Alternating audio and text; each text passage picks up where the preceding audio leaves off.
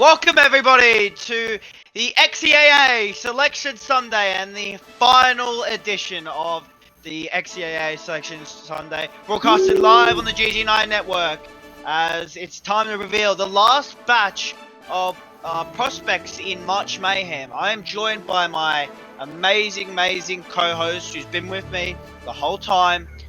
How's it going, Neil? What's up? I'm glad to be back, man. It's the last day. I'm honestly kind of sad that it's going to be over, man. I've enjoyed this time. But it's time to move on, man. I'm feeling good. I'm ready for this tournament to get rolling. Definitely. Just a reminder to you folks out there, no bubble teams left. So these are all at-large or conference champions, and obviously UCLA is in the West region. Obviously a shock to us that they were a #1 seed. We'll see who they've got. Obviously Phoenix 4 kind of, not firing back, I'd say, but he's kind of been posting some highlights. So, he might be like, hey, we're pretty good, UCLA, but we'll have to see it. We'll see at the end if we think they're gonna make it through this hard bracket, as it's time to reveal, well, it's a sad moment, the final batch of teams. As here we go, and we've got number 8 versus number 9, and okay, this is a fun one. It's a fun one. Very fun matchup. Can you tell us about the, I think it's the Wildcats of Villanova, am I correct? Yeah, the Wildcats. But yeah, so we got Villanova. Nova, of course, has been a basketball powerhouse these last few years, especially over the last decade or so. They've been able to really become a perennial contender. And while this year they are only an 8 seed, they are led by 2 tremendous wings. They have the dynamic wing duo, sophomore Jack Kaponen and junior Jess Moore. Jess Moore is a 6'9" wing. He weighs about 180 pounds. And he has a very smooth all-around game. He's a fantastic passer. He can shoot from range very well. And he's also great on the defensive end, racking up a lot of steals throughout the season. And due to this, he's gathered some interest from some XBA teams. And right now, he's mocked to be drafted in the second round. In the later parts, around the 60th pick or so. Proponent, on the other hand, is not quite on the draft radars right now. I mean, he is only a sophomore. He still has some room to grow. But he has a very pure, natural scoring game. Like, it feels so easy. It's almost, the scoring seems effortless to him. However, the rest of his game still needs some work. So while he can't score very well, there's a lot of people that can score in the country right now. It's going to be him developing the rest of his game, and that might be what propels him onto some draft boards and maybe getting drafted this year. Along with this, Nova, again, like I said, they were a very good team, playing well in the Big East, but they were kind of in the shadow of Xavier and Creighton, and it ended up, while they ended up making the Big East Conference semifinals, they ended up losing to Xavier in that game. It was a very close game, but Proponent and Moore were just not enough. But they're going to have a very interesting matchup with Kansas State, because they also have a dynamic duo of their own, right, Court? Yeah, they do. And just before we get into that, for all you stat junkies out there, remember 1985, Villanova, lowest seed ever. I believe they were number 8 seed. Yes. So, just a little stat, junkie for you, just a little thing for you guys out there. But it's time to talk about Kansas State, and let me tell you about Kansas State. They've got a dynamic duo. That's really it. They've led by, their senior guards, Tahir Slay and Nate Worthington. They've been really brothers since they came into the program. And they've really carried K-State's team. And they even made it to the Big 12 Conference Tournament semifinals before, they lost to their hated rivals in Kansas. They're very good. Both of them are very good scorers, let me tell you that. Although I believe they're undrafted, might be some of the best pure scorers in this kind of draft class we're talking about. So to see this, the Wildcats versus, what is it? The Wildcats versus the Wildcats. Yeah, wow. The Wildcat matchup. Wow. Yeah. Well, it's going to be a very fun matchup to see because, well, it's two dynamic duos going against each other. It is. And it is. I just can't wait for it. Especially, it's a battle for the Wildcats. Yeah, definitely. It's going to be quite a fun one to watch, especially because I don't believe that none of them will be guarding each other, as Moore and Capone are both forwards, and Slay and Worthington are both guards. So it should be a lot of offense from both teams. So we'll see how it turns out. Well, we'll head into our next matchup. Number 4 versus number 13 seed, and okay, here we go. He's Temple. Temple's back in the tournament. Just before we go in, this was last year. This is the same seed that Temple has had. Same seed as Temple had last year with Marcus Brighton, who was, I believe, a top 5 pick. Can you tell me how in the world they got back to this point? I thought last year they peaked. What's happened this year, Neil? Yeah, Port. Temple, of course, we know was led by Marcus Bryant, that star freshman center last year. This year, instead of a star center, they have a star point guard in David LaBelle, who is also a freshman and was not very highly regarded, maybe a 4-star, 3-star prospect coming out of high school. Not on the same level, or he wasn't considered to be on the same level as players like Kennedy Alvarez or Wayne Cartwright, or even Jacoby Bruce when they first came out. But LaBelle has broken out and really helped turn this team into a juggernaut and put his own name on the map. And that's what, at this point, he's projected to be a lottery pick. And this is due to LaBelle really having the combination of fantastic speed, top-end speed, of a great jumper, ability to shoot from deep, as well as the ability to steal the ball very effectively. So he can play the point guard position on all 3 levels. He's a great playmaker as well. I know it's not quite his strong suit, but he's able to do it all at a high level. And he's not alone, because he does have 2 senior forwards helping him out down low, and James Gianardo and Trevor Caldwell.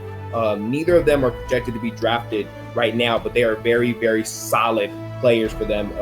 People that LaBelle can rely on late in games and to make plays. Gianardo stands about 6'7". He plays the power forward spot for Temple, and he's a really good rebounder. That's really his role. He really just tries to rebound, and you can expect him to put up a double-double pretty much every night. Alongside him is Trevor Caldwell, about 6'11", who's a bit more of a finesse big. He does have the strength to bang down low, and he can finish and dunk on you if you need to, but at the same time, he can easily pop to the 3-point line and knock down a 3 if needed. So he's a really good pick and roll partner with David LaBelle. So the Owls are really good this year. They have a good trio, and LaBelle is a star. And they're in a position to make a deep run this year, because they did dominate the American Conference and beat Cincinnati in the American Conference Championship. So they're legit, and they're going to be a problem in this tournament. And I would pick LaBelle, honestly, as one of the top point guards in almost any matchup that he was in. However, I see they're matched up with Campbell. And can you tell us a little bit about who's on that side? Well, I know what the Premier chat is saying. They're saying, who is Campbell? What are these camels? And let me tell you why they're here. Just 2 words. Wyatt Price. That's it.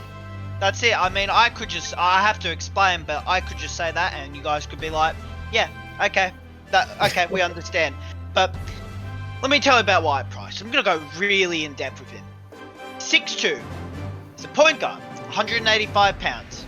From Campbell, he's been compared to Chris Paul and Derrick Rose. He was made by our great friend Heelboy, so shout out to Heelboy. Yeah, they're very good 3-point. Very good 3-point. He's good at everything. He is good at everything. You remember Ja Morant a couple years back, where he was not a couple years back, it was like last year, where he was a sophomore, he improved a lot. He's at Murray State, kind of small school, and he kind of dominated. Same story here with Wyatt Price. He is definitely a potential number 1 pick. we had discussions with Zion and Ja Morant where, hey, could Ja go number 1? Maybe this is the same thing where, hey, could Price go number 1 over Wayne Cartwright? And so, this is, I think he's the best point guard. That better than Marcus even. I think he's going to be the best, obviously the best point guard in this region. But high praise, I know, but when you see them, this is Campbell's second appearance. In 1992, they were a 16 seed and they lost to Duke. That's the only time they made it here in March Mayhem. And this year, they've dominated the conference. They've absolutely destroyed the conference. And even though out of conference they weren't that great, they absolutely manhandled the dominant Winthrop in the Big South Conference Championship. And Winthrop is the dominant force. They beat them 88-50 or something like that. That's how bad Price beat him. I believe he got 30 points that game. This will be a very interesting matchup because although Temple has more talent, it's going to be very interesting to see who's going to win out of that battle, even if Temple win. Price or LaBelle, who's the better point guard? And I think it's going to be a very interesting matchup now. Oh, I agree. It's going to be really fun. I would pick Price. I mean, he has a bit more experience and he has been dominant this year. But if LaBelle is able to outplay him, how high could LaBelle go up on the draft board? Because Price is a potential number 1 pick. He could go top 3. It's going to be. I mean, I feel like we're saying that every game is a must watch, but this is a must watch. Definitely, just to see this point guard matchup. Yeah. Well, we go to the next matchup halfway there, I believe. And okay. That is. I've got to explain Harvard a bit later, but tell us about Indiana. Why is Indiana in this position?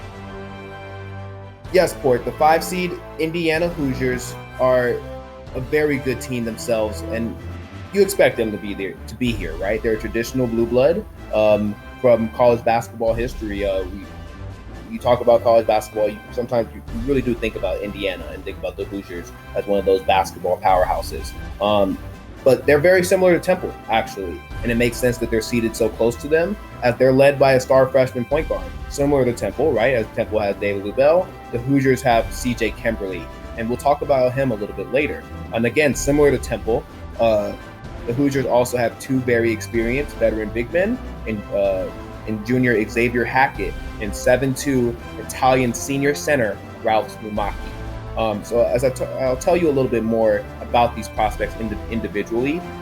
Kimberly is 6'4", 230, a grown man of a freshman point guard that's hovering around the first round bubble in most mock drafts for next year. And he's basically just a very, very assertive player. Great speed, great defensive attentiveness, and he's always going. His motor is on 100%, very similar to a Russell Westbrook type of player. The difference between Kimberly and Westbrook, however, is that Kimberly is a great shooter, and not nearly as the slasher that Westbrook is. While Westbrook can't really shoot, so he has to slash, and he's very great at it. He's very athletic and able to dunk. Kimberly can dunk a little bit as well, but he's much, much more comfortable on the perimeter shooting jumpers. So while he is very aggressive and always going, especially on the defensive end, and using his speed to get to the rim for easy buckets, in the half court and things of that nature, he is looking for threes. And if you give him an open sliver of space, he'll make you pay. So he's a great player, and he's helped lead this Indiana team. But again, the big men alongside of him really help out. Hackett is about 6'11". He's a power forward, and he's just really known for having really, really great post moves, actually. Very reminiscent of a DeMarcus Cousins type of player in the sense that he's able to really utilize a lot of drop steps and spin moves and up and unders and pump fakes in his arsenal to be able to score effectively. And alongside of that, he has a very solid mid-range game with that. Smumaki is very similar in the sense that he also has a strong mid-range game. He's extremely strong himself. And while he's not the biggest leaper by any means, he's 7'2", so he doesn't have to have a very polished post game. He's pretty much just backs you down, drop steps, lays it up off the glass, and it's very easy for him. So they're very good, and again, they're very experienced big with Hackett being a junior, and Fumaki being a senior. They kind of can provide that leadership that Kimberly might not necessarily have as a freshman. So they kind of are able to kind of handle those roles as the captains of the team, and Kimberly is really able to focus on just balling out. And it worked out well for Indiana, that they had a really good regular season, that they were actually able to beat Michigan State and Michigan in conference play. But at the same time, they also, really, really impressive W's. But they also lost a crucial tiebreaker game to Ohio State and was also upset by Purdue. So while they can beat the big teams, they've also lost to some of the lesser teams in the conference as well. They were able to obtain a number 4 seed in the conference tournament, and it seemed like they would beat a very good Michigan team again in the conference semifinals. But Dylan Fleck went off and sent them packing, and now they've been waiting here for Selection Sunday.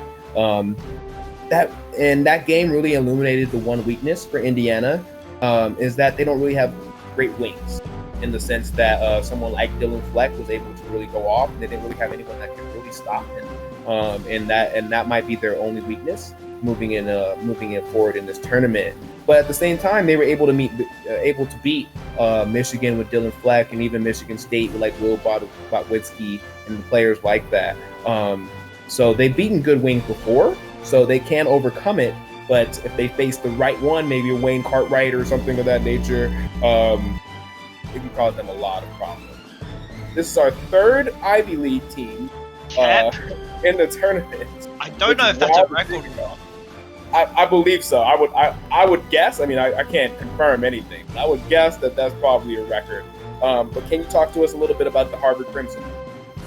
Well, yeah, with Harvard, just get rid of that. We all know that it's high school. Just get rid of that image. Just don't have that in the forefront of your mind. Have Luke Austin and Chavez Cortez, the senior front court duo, at the front of your mind. Ha, you got that? Anyways, these two really impressed me. First off, Chavez.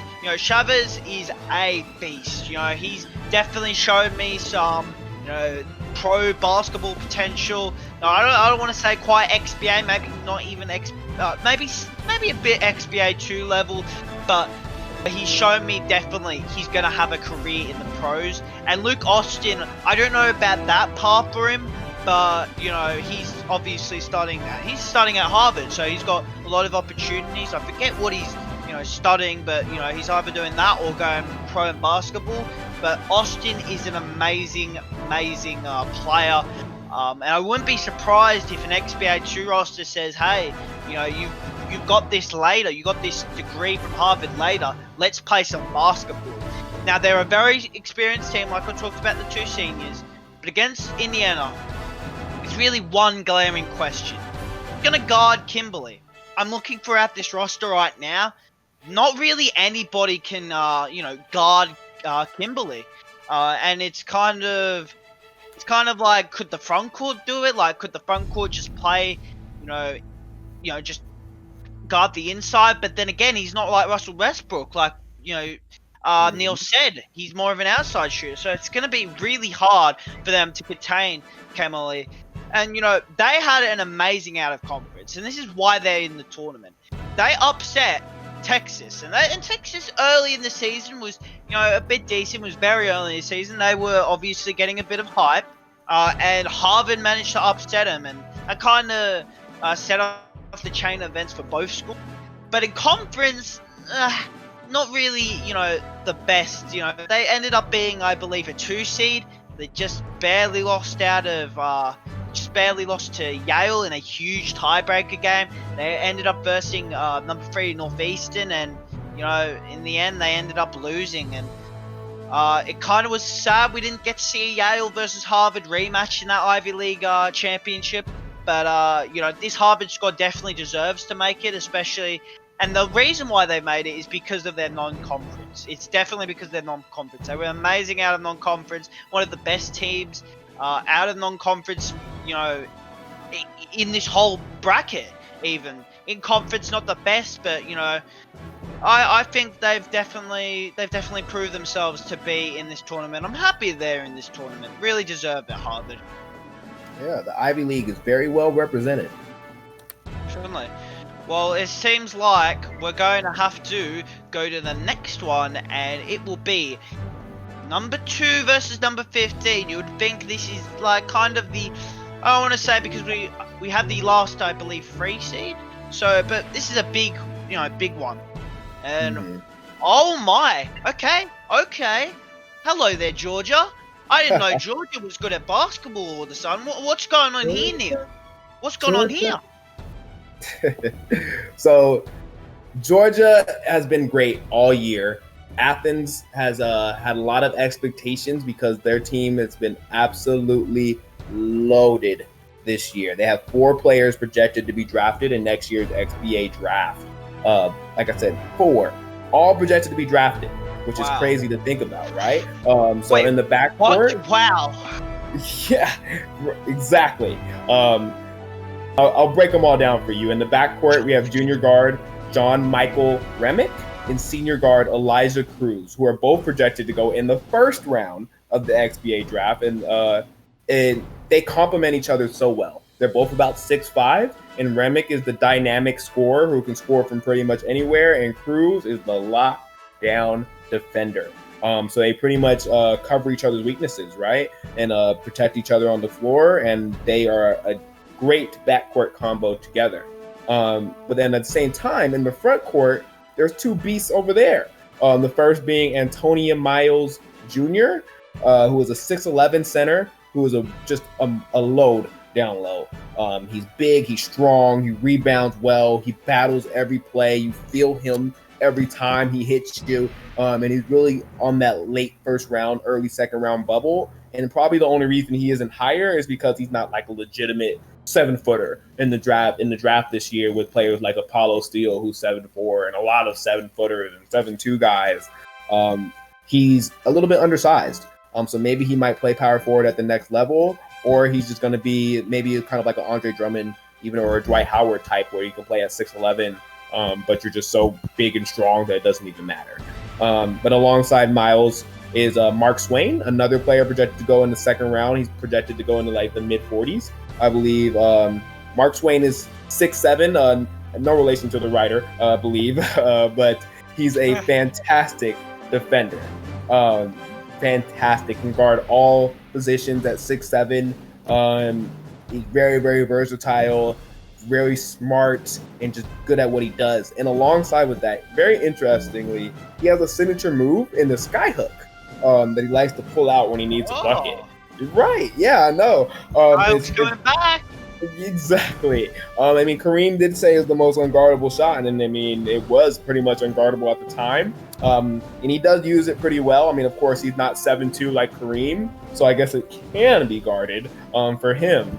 But it's a really good hook, and he uses it when he has the opportunity to. And he's projected, like I said, to go in the second round. So, like I said, they're loaded, and the only weaknesses for Georgia truly is that they're a bit top heavy. Because after those 4, I think it's a pretty significant drop off. And then the only other thing that we can even really mention is that Remick really isn't a true point guard. He is but he runs the point for them, right? They don't really have a true point guard on the roster, so he plays point guard. But he's a shooter. Remick wants to score. He's not someone that's going to go and try to have 10 assists and control the tempo and make plays for others. He's trying to go score. And that shoot first nature is great when he's hot, but when he's not, it can make things difficult. So will his shoot first nature end up dooming Georgia in the end? Only time will tell. But they had a fantastic season. They were great in the regular season. They won the Las Vegas Invitational by beating teams like Clemson, and even number 3 seed Oregon.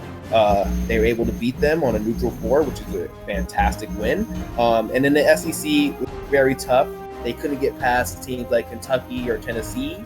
So they ended up finishing 3rd in the conference in the regular season. However, in the SEC tournament, they actually were able to beat Kentucky and just lost Tennessee after just really falling victim to that crazy duo of Jesse Head and Wayne Cartwright. So they're Georgia's legit, and I think they're going to have a big run in the tournament now that rotations are going to tighten in the postseason, and it really just comes down to who has the best stars, right? And while Georgia might not necessarily have the absolute best stars in all the matchup, I would take their 4 against any other 4 pretty much in the country. So they're legit, and they're gonna be a problem this year. And it's gonna be a very, very tough matchup for that 15th seed over there on the other side that's gonna end up playing them. So can you tell us a little bit more about them? Well, I don't know if this is another record, but second ASUN team. How about that? Number 15, Yeah. North Florida. Well, one player to talk about here. Star center, Rashid Kuntz. He's standing at 7'1". He weighs 270 pounds. He's large. He's just large. He's a big load inside, and he's really known, for his defensive abilities as, rim protector. But, on the offensive side, he has a really, really good mid-range, and he reminds me of DeAndre Ayton in that way. He isn't currently projected to be drafted in the upcoming XBA draft, but, maybe a good performance against, Antonio Miles Jr. and Georgia maybe could put him on the radar of some XBA teams, even if it means he has to start out at the XBA 2 level. Now, in terms of their regular season, they obviously enjoyed much success, in and out of conference, and this is why they're in the tournament. They only lost 2 times the whole season. That's right, 2 times. And those 2 times, well, they were to fellow ASUN and March Madness buddy Stetson. Once in the conference regular season, the other in the ASUN Conference Championship. Safe to say, maybe the committee should have put him a bit up, but I think they definitely deserve to get here in the end, and I'm happy to see a bit of North Florida here. Yeah, I mean, I'm honestly glad they made it without an automatic bid. I know they only won twice. It makes you think, like, Stetson went undefeated, and I know you mentioned this earlier. Like, how did they only get a 13th seed? Right? Like, you would think they might have been a little higher up for not losing all year, but sometimes that's how the committee worked. Maybe they rewarded some of those higher conference teams. But I'm glad that North Florida is able to make it in and kind of represent. And who knows, maybe they'll pull off the miracle. Anyways, we have to move on to our next matchup. We've got 7 versus 10. And okay, Zagarach's former team. What about that? Number 7 seed. Can you tell us about, what happened to Louisville after Zagarach's departure? So, of course, we all know about Zagarach and Louisville making his big run last year and him pretty much carrying them on his back. And this year, they were able to pretty much reload. Not in the sense of like having another just extreme just superstar, but in the sense of having a more balanced, more experienced unit, right? And they have a trio of stars that between them all, I think that they're arguably just as good as that team last year. Again, they might not have that top level talent at the same level of a Zagarach, but as a team, they might be even stronger. But let's talk about this terrific trio, if I may. So the first I want to talk about is senior power forward Jack Corbett, and he's a 6'7" power forward. And so while some skeptics may say that he's undersized, his tremendous speed, playmaking, and defensive ability more than make up for it. He's currently not projected to be drafted at the moment, but don't be surprised if he shoots up the draft board during the tournament, again, because he's very unique type of player, honestly. His skills kind of remind me of a Draymond Green-esque type of player, type of deal, where he's even though he's a bit undersized, he's just constantly making plays. He makes his imprint on the game even without scoring. So he's a great player in himself. But then these next two players are the two main stars, I would probably say, for Louisville. First is their starting point guard, junior point guard Isaiah Keefe. If he doesn't have the nickname Chief Keef already, he should get it. But he is the point guard for them and is standing at 6'2" and a frail 155 pounds. Keefe, I really enjoy this guy because he's such a throwback player. He's such a throwback late 90s, 2000s point guard in the sense that his game is really centered on the ability to attack the basket and consistently knock down mid-range jumpers. He honestly, and this is a heck of a comparison, but his game does remind me a little bit of Allen Iverson in the sense that he really, like, it's not a lot of threes. It's a lot of pull-up jumpers in the lane, a lot of tough layups. He's not necessarily dunking on everybody per se, but he can. Like, just like young AI was athletic enough to dunk on somebody, he will dunk on you at times, but he just really is just able to just get to the rim consistently and knock down mid-range jumpers. And then alongside with that, he's no slouch on the defensive end, as he's always had fantastic defensive IQ and awareness, and always seems to come up with that clutch steal when his team needs it. He's currently projected to be a late second-round pick. He's right on that bubble of late second-round pick, undrafted. So, of course, the XCAA tournament is going to be huge for him, and it'll probably determine if he ends up being drafted or not. But last but not least, saved him for last on purpose, is another player with a fantastic name. We've had a few of them throughout the tournament. Senior small forward Kelvin Klein. Not Calvin Klein. Kelvin. Celvin Klein is the star of this Louisville team. All right. He has great size. He's about 6'9", weighs about 225 pounds for this, and for that small forward position, that's plenty big. And he's a multifaceted player that can dunk with the best of them, shoot well from range, and rebound like a 7-footer. And I'll probably say that's his standout trait. He's a fantastic rebounder for small forward. The team goes as he goes, and while he's currently projected to go a bit higher in the second round than Isaiah Keith, I personally believe he's going to put on a show in the XCAA tourney and kind of shoot up the draft boards quite a bit. In terms of their regular season performance, Louisville kind of underwhelmed, to be honest. It really wasn't that great. No major high-quality wins. And none of them were against teams that people considered better than them, right? So they only really beat the team they were supposed to beat, which, to be fair, there's some value in that, right? To be able to beat all the teams that you're supposed to beat. They didn't get upset, really, but they were just kind of there. In the ACC, kind of beating the team they were supposed to beat and losing to the teams that they were supposed to lose to, kind of culminating in them losing in the ACC tournament to Virginia Tech. So we'll see. Based off how they played all year, there are 7 seeds, so I'd expect them to win their first round matchup. But whenever they're the lower seed, I would just expect them to lose. They seem to kind of beat the competition that they are supposed to beat, and they lose to the competition they're supposed to lose to. But we'll see if they're able to take it to another level now that we're in the XCAA tournament and it's really win or go home. Yeah. But yeah, so who's on this other side? We talked about Louisville. Who's this number 10 seed? It's Cincinnati, yeah. Well, the number 10 seed Cincinnati, it's the second one from the American Conference. Let me tell you why they're here. It's another dynamic duo. Rasheed Tolbert and Xavier Lard. Now, Tolbert is a sophomore power forward. Now, he's still a bit raw, and he only leans. He's got 227 pounds on his 6'10" frame, which is obviously skinny at that height. But to me, and I think to you, Neil, he showed plenty of flashes of his potential this season. He's actually much stronger than he looks. He's kind of a deceptive. He's got a deceptive look about him, and he's very attentive on the defensive end, and he's almost automatic from the mid-range.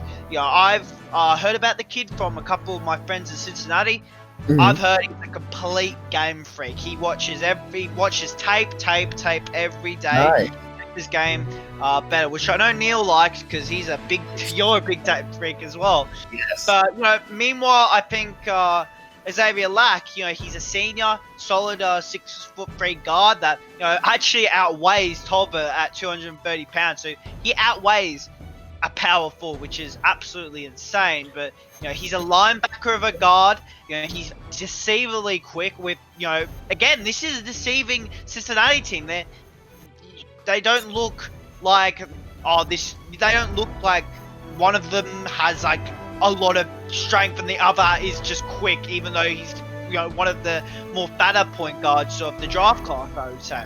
He's a fantastic playmaker as well, and he is consistently also working the pick and pop with Tolbert as the primary source of offense in Cincinnati. Now, neither Lack or Tolbert are projected to be drafters now, but, if a deep run happens, I could definitely see them not only go in the second round, but maybe the first round. And although they got bounced hard by Temple in the American Conference Championship, they still had some good out-of-conference results and some good in-conference results. And that's why they're a number 10 seed, Neil. And I can't wait for this matchup against, who is it? Louisville.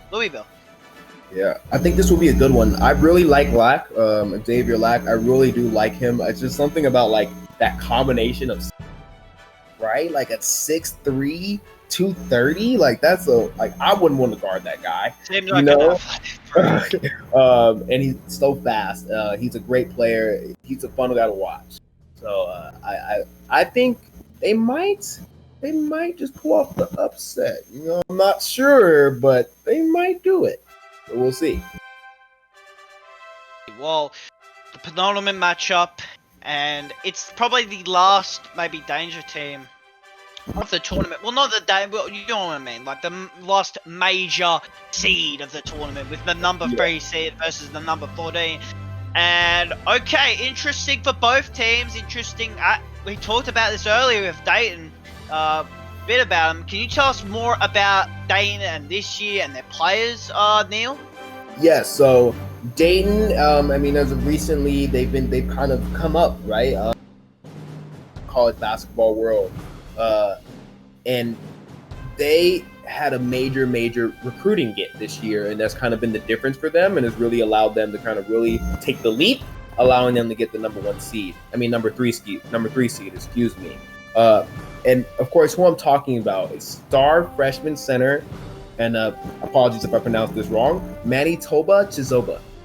And Chizoba is a 7-foot, 245-pound freak of nature, because with all that size on him, he's super fast. He runs like a gazelle.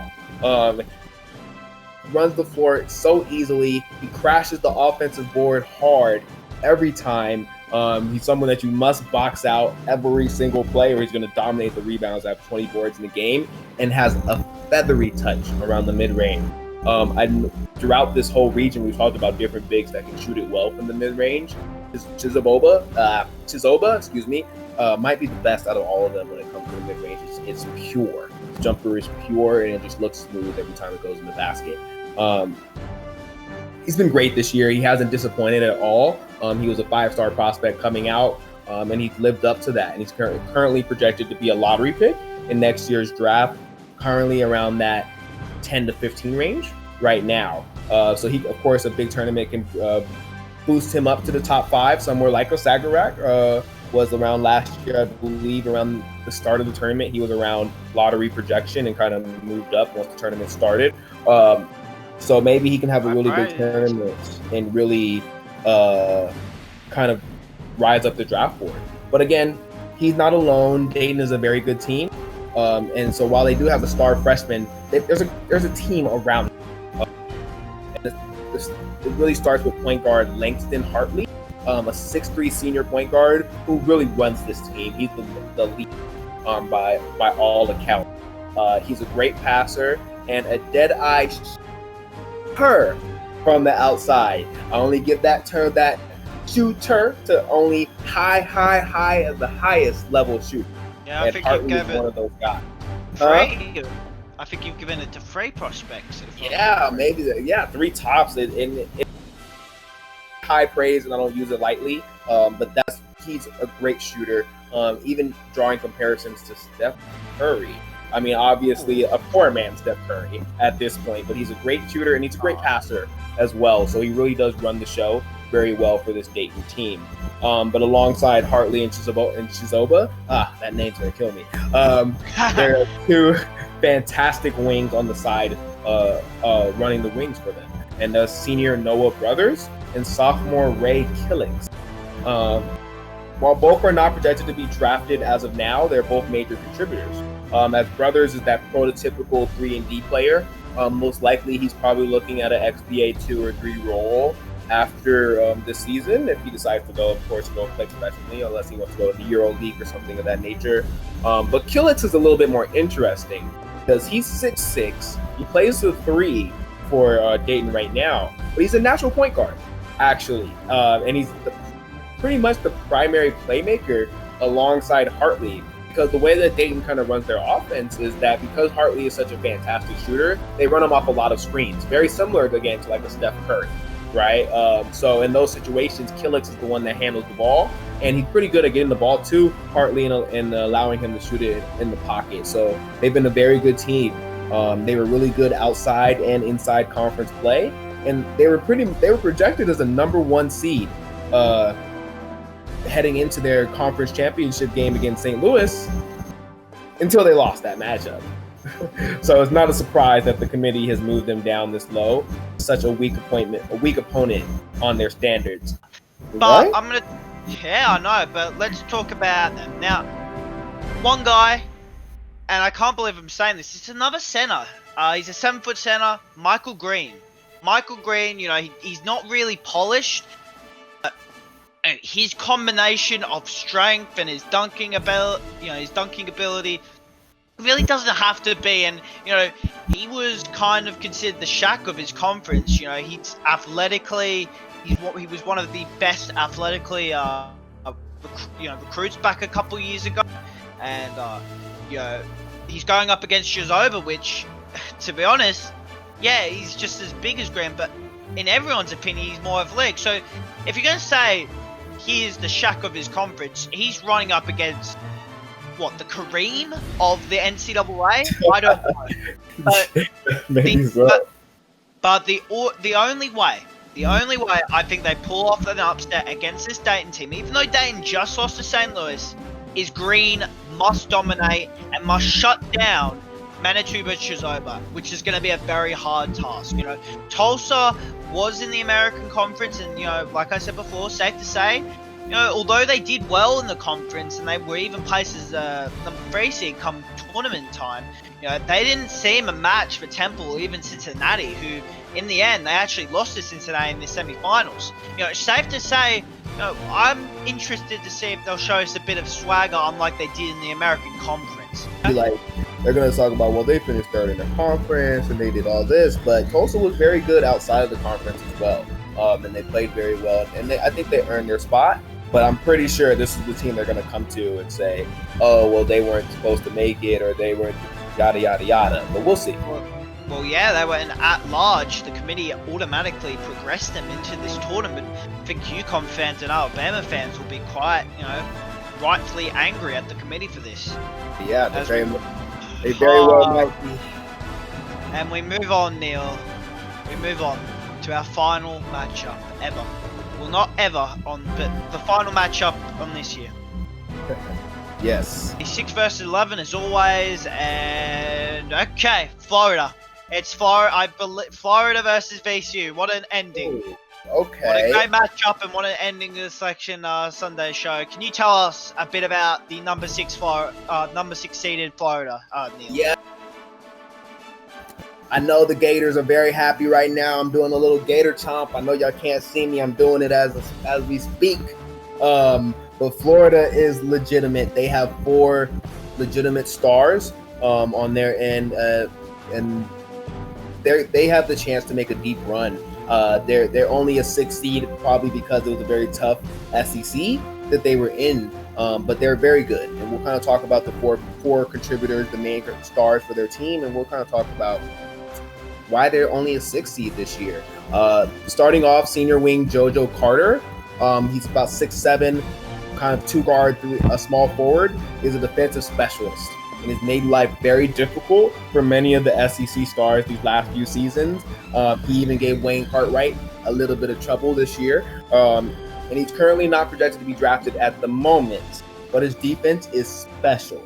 And if any XBA team is just looking for someone that they can just have to just lock someone down, that they can just put in the game to lock someone down, JoJo Carter is that guy. Again, I could imagine him going to the XBA 2 or XBA 3, kind of grinding his teeth there a little bit for a couple years, and then maybe making his way to the XBA and locking up some of the stars there too. After Carter, their senior point guard Miles McCarthy. And while JoJo Carter is the defensive specialist, Miles McCarthy is the offensive machine.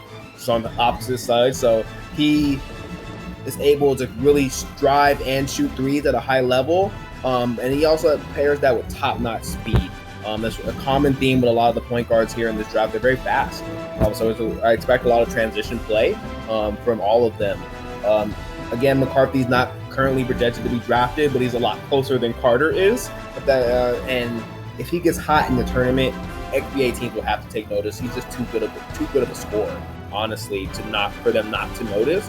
So if they get a couple wins and he is pretty much their primary offensive weapon, if he balls out, I could imagine him moving up the draft boards quite quickly. However, Carter and McCarthy aren't the stars of this team. The true studs of the Florida team are in the front court, as freshman center Lenny Hickle and senior center Cody Okintunde are both right on the bubble of second round mock drafts for next year.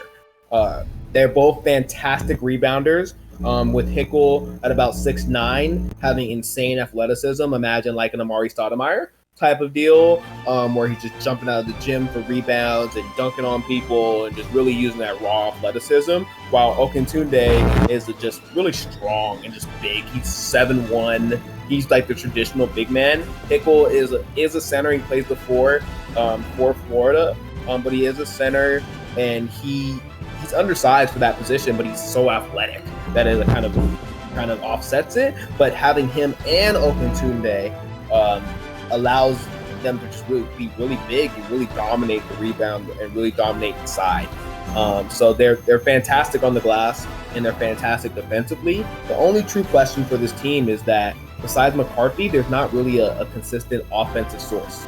McCarthy is a great scorer on his own right, but if he's not on or if he's faced with a really good point guard, Hickle, Okintunde, they're not big scorers. I mean, they can score and they can do well if they need to, but that's not really their forte, right? So if they get in a shootout and McCarthy has a bad game, be really tricky.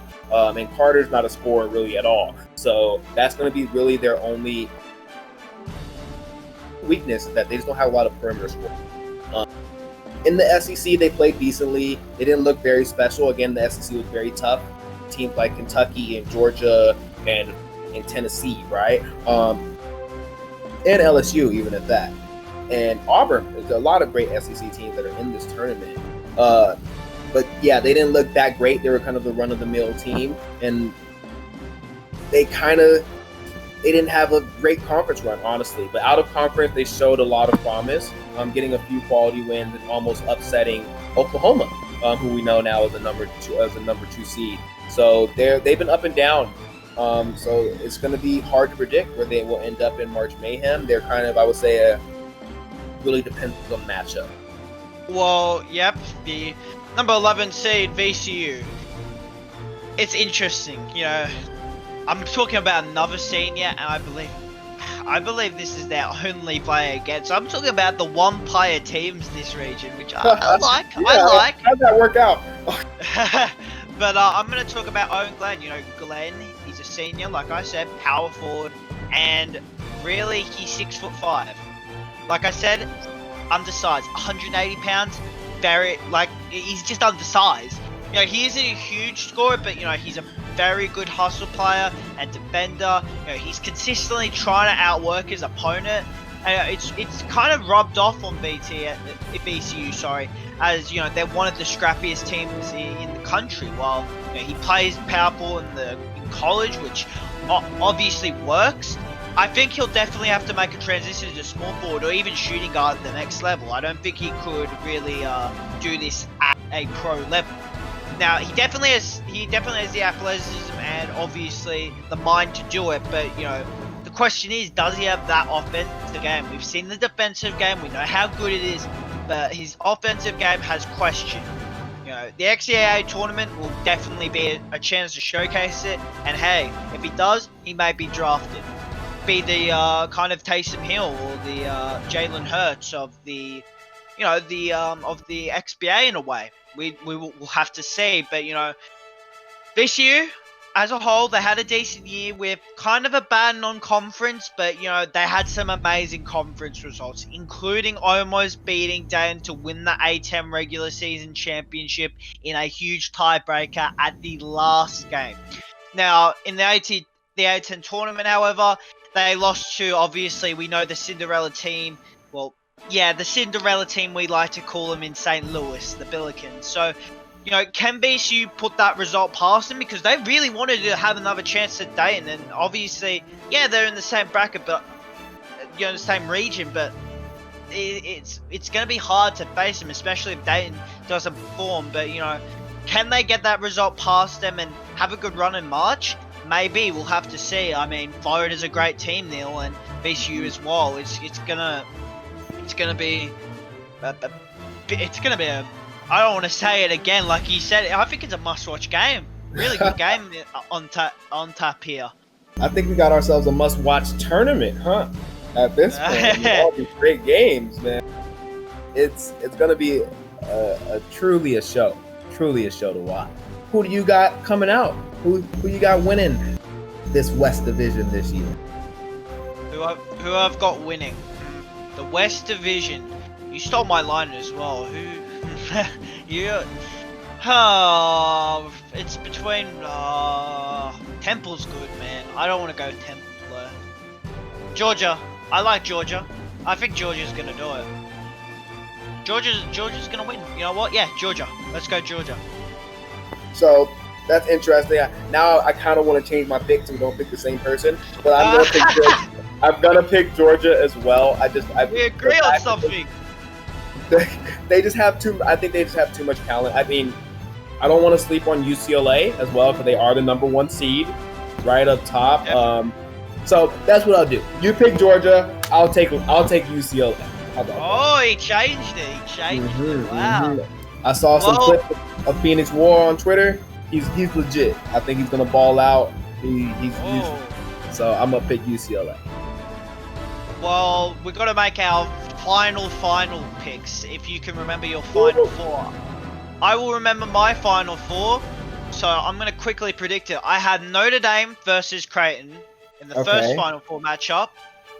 I'm gonna go Notre Dame. I put too much praise on them, and I like Creighton a lot. I'm gonna go Notre Dame though. I love Notre Dame. Everyone knows that by now. Now with this Tennessee Georgia, that's hard. That's really hard. I love Georgia. Although Neil talked about, I would have loved to talk about Georgia. I would have gone them for like 30 minutes. I'm going to go with a team. I'm not going to betray my boys though. Go Tennessee with that one. And my final prediction and the winner of the national championship, I'm going to go Tennessee. Tennessee to win it all.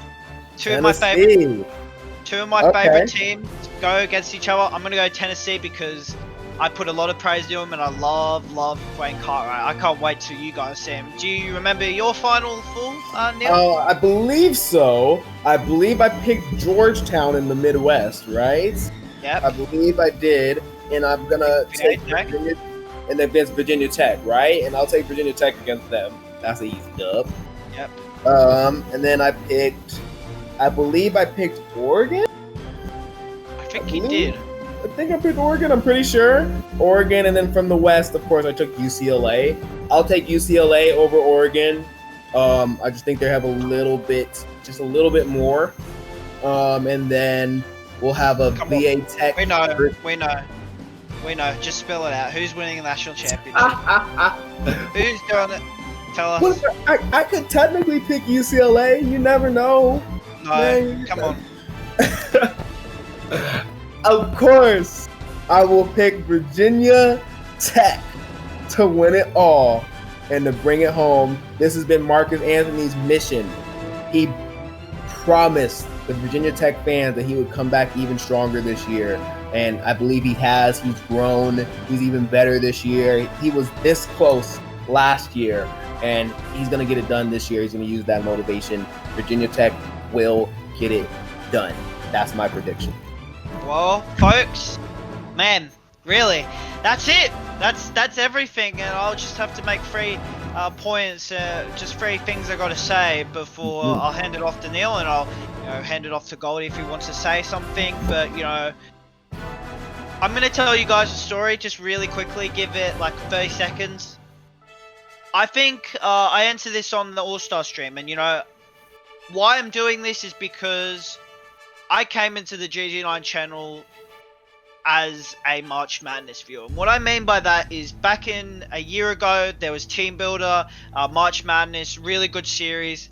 That fell me in love with the Gold Glover 9 channel, and that really just showed me the creativity of what he could do. What well, we know his name now, Doug could do, but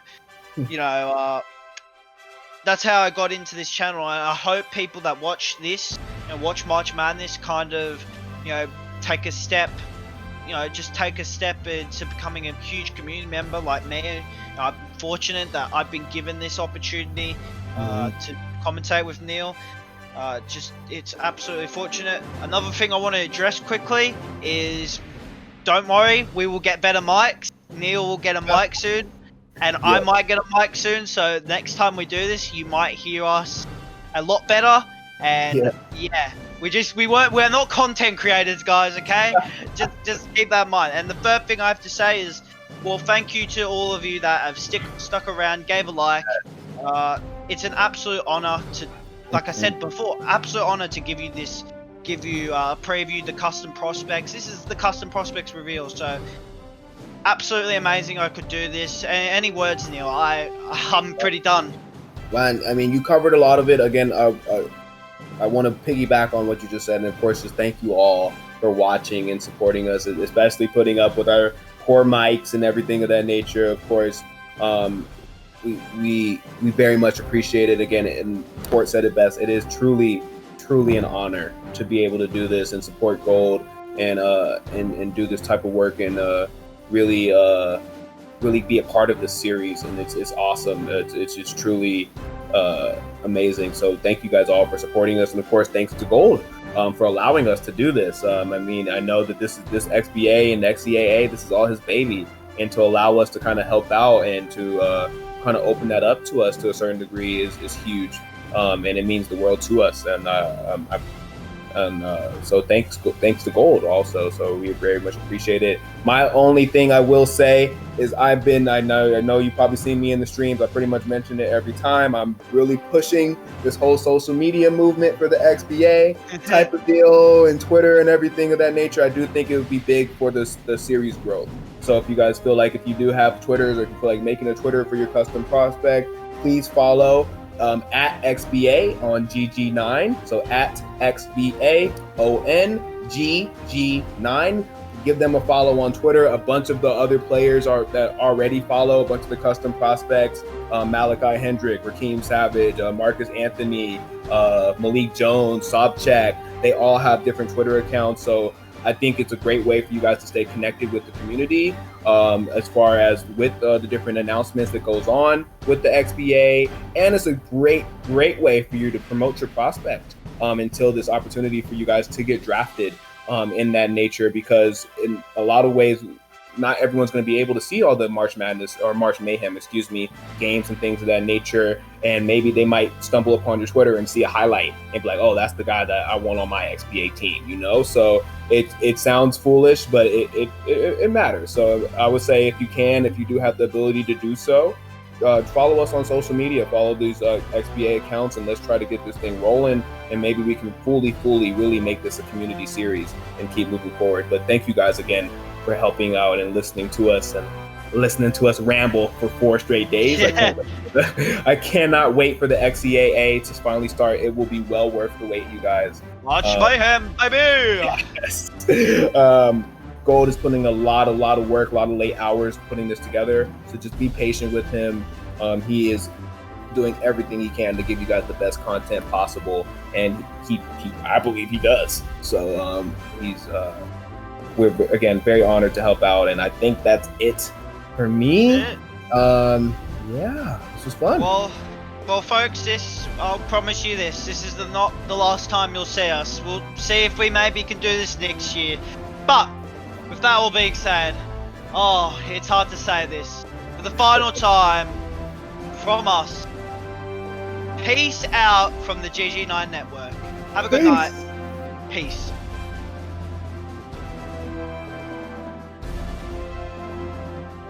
Well, guys, that's going to be it. So all of the regions have been revealed. The East, the South, the Midwest, and the West. It's all done. It's all wrapped up. Portugal and Khaneal Mason put a bow on this thing. And guys, I'm excited. We're all excited to be bringing March Mayhem to you guys next week. You heard it here first. It's happening next week. So today is Friday. What a way to head into the weekend expecting some XBA, XCAA March Mayhem with your custom prospects. Full on gameplay for round number 1. I think what I'm going to do is going to be doing it by region. So yes, you are going to get spammed with a bunch of uploads throughout all of next week. So we're going to be doing round 1 by region, and you guys should expect the East region in round number 1 to be uploaded by Monday or Tuesday. I'm not going to say which date because, you know me, it's really hard with my schedule to try to stick to a timeline, but it's more like guidelines anyway, right? So expect the first round 1 matchup and the first round 1 games to be posted on Monday or Tuesday of next week. So I got all weekend. To edit these up and get these things ready for you guys for next week action. By the way, keep in mind, round 2. So we'll get through all of round 1 action next week. The following week after that, we're going to be opening up round number 2. Keep in mind, for round 2, we are going to be implementing a bracket challenge. And there's going to be one grand prize winner.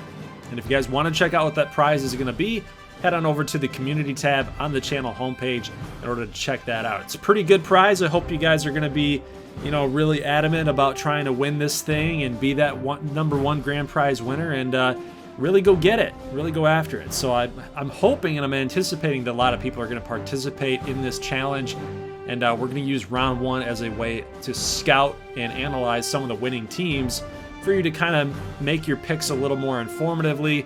You obviously have never seen these guys play yet, so you have no idea. You would be heading in blind if we started in round number 1. So I'm offering you kind of a gimme round, kind of a little practice round here in round 1, and we'll see if there's any upsets. We'll see if there's any crazy things that are going to happen, what players are really going to take a step forward and go into round 2 and possibly further, depending on who you take. So guys, leave a like if you like this thing, and once again, shout out here to Portugal and Khaneal Mason. They put in a lot of hard work. I know that they had a pretty emotional, for me, ending here to tonight's video.